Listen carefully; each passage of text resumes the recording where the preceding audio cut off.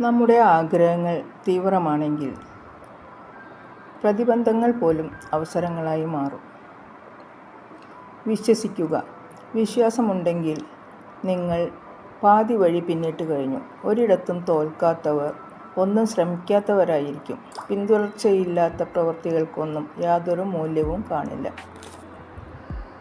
പ്രവൃത്തിയില്ലാതെ വെറും വാക്ക് മാത്രമാകുന്നതിനേക്കാൾ വാക്ക് പാലിക്കുന്ന വ്യക്തി ആയിരിക്കുക. പരാജയങ്ങൾ സംഭവിക്കുമ്പോഴാണ് വിജയിക്കാനുള്ള യോഗ്യത നേടുന്നത്. പരാജിതർ ചെയ്യാൻ ഇഷ്ടപ്പെടാത്ത കാര്യങ്ങളാണ് വിജയിച്ചവർ ശീലിച്ചെടുക്കുന്നത്. സ്വയം തിരിച്ചറിയാൻ കഴിയുന്ന ഒരു വ്യക്തിക്ക് ഒന്നുമില്ലായ്മയിൽ നിന്നും വിജയം നേടാൻ സാധിക്കും.